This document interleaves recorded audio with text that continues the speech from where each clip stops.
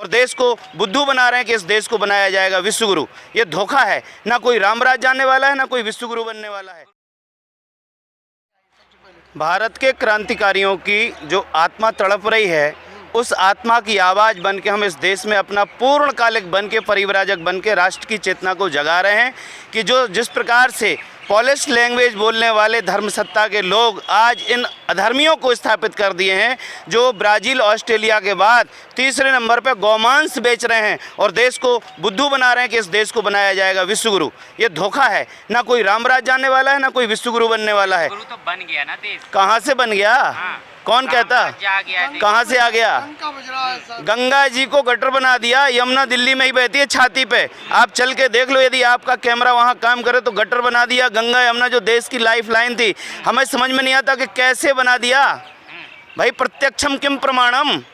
आज देश की गाय, देश की गौरी माने कन्या, जिस तरह से जो वल्गैरिटी फैल रही है, जिस तरह से अंग्रेज जो स्ट्रक्चर बना के हमको दे गए और जो ट्रांसफर ऑफ पावर एग्रीमेंट है, उसी के तहत तो ये काले अंग्रेज हमारे देश को मूर्ख बना रहे हैं।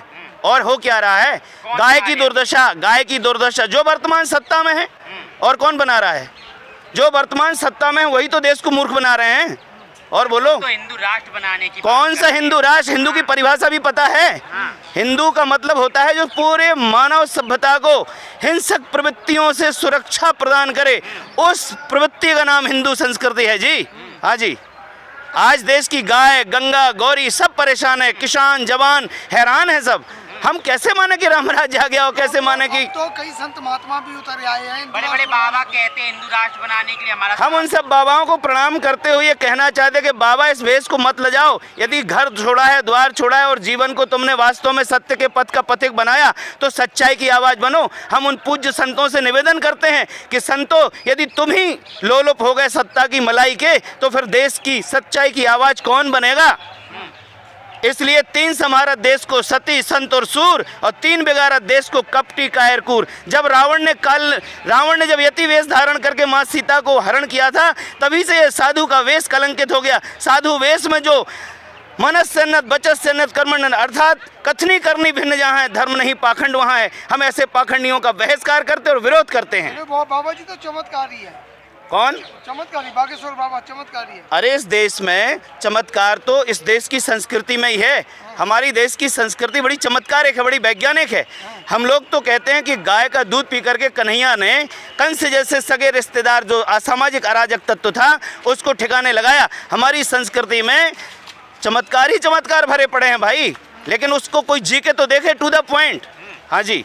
पर आप कह रहे हैं भगवा का अपमान हो रहा है, लेकिन देखिए योगी जी भगवा पहनकर ये माफियों को खत्म कर रहे हैं। नहीं, माफियों को खत्म करने का तात्पर्य होता था कि इस देश में जो माफियों को पनपाने वाली चीज़ें चल रही हैं, उत्तर प्रदेश सरकार स्वयं 4 बड़े कत्ल खानों की ऑनर है। निरीह प्राणियों की रक्षा करना हमारा विज्ञान कहता है कि किसी भी प्राणी की जब हत्या की जाती है उससे जो पीड़ित तरंगें निकलती हैं, और जब किसी प्राणी के कोई मनुष्य डेड बॉडी खाता है तो वो तनाव में जाता है, डिप्रेशन में जाता है। बाबा रामदेव तो कह रहे हैं राष्ट्र ऋषि है मोदी जी और योगी जी। अरे इन राष्ट्र ऋषियों को हम ये बताना चाहते हैं कि ऋषि संस्कृति क्या है। ऋषि संस्कृति का स्वरूप है परोपकाराय वहन्ति नद्या, परोपकाराय दुहन्ति गावा, परोपकाराय फलन्ति वृक्षा, परोपकारार्थिदं शरीरम। परोपकार के माने जो व्यक्ति अज्ञान, अशिक्षा के कारण अज्ञान के अंधकार में भटक रहा है, जो मानव के अनुरूप आचरण नहीं कर रहा है, अमानवीय आचरण कर रहा है, उनको यदि वास्तव में मानवीयता के पाठ पढ़ाए जाएं तो असलियत में ये परोपकार, यही ऋषि का धर्म है।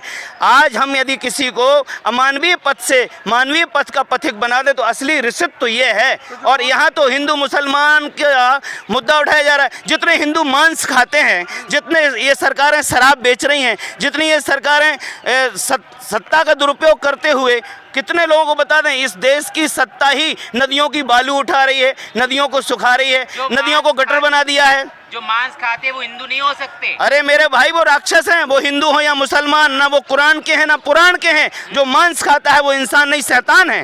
हाँ जी। बाबा रामदेव तो कह रहे हैं जिनका बहुत ज़्यादा योगदान है, कह रहे वो हिंदू राष्ट्र बन के रहेगा। अरे हिंदू राष्ट्र अकेला हिंदुस्तान है, हम तो कहते हैं ये हिंदू सनातन संस्कृति पूरे विश्व के लिए उपयोगी है, पूरे विश्व के लिए सनातन संस्कृति उपयोगी है। हम तो सर्वे भवन्तु सुखिनः सर्वे सन्तु निरामया सर्वे भद्राणि पश्यन्तु मा कश्चित् दुःख भाग् भवेत्। हम लोग हथियार बेच करके अपनी अर्थ व्यवस्था चलाने वाले लोग नहीं, हम तो गाय का दूध और फलों को खिला के पिला के परिवार मूलक प्रबंधन को देखते हैं पूरी दुनिया के अंदर। हमारे लिए कोई गैर नहीं, कोई और नहीं, ये पूरी धरती, हम तो वसुधैव कुटुंबकम की परिकल्पना वाले लोग हैं। तो वसुधैव कुटुंबकम की तो बात मोदी जी भी कर रहे हैं। अरे तो कहां से करे, दोगलापन से थोड़ा होगा वसुधैव कुटुंबकम। वसुधैव कुटुंबकम का मतलब होता है यदि औकात है तो राउंड टेबल पे बिठाएं पूरे विश्व के नेताओं को और कहें कि जो अपने पैर पे कुल्हाड़ी मार रहे हो ये मूर्खता है। पूरे विश्व में मूर्खता का एक चलन बढ़ गया है, चाहे वो मोदी जी हो और चाहे वो अमेरिका का राष्ट्रपति हो, चाहे चाइना का हो, सब के सब मूर्खता ढो रहे हैं, अज्ञान को ही प्रमोट कर रहे हैं। मांस और शराब के आधार पर दुनिया राक्षस बन रही है। क्या बन रही है?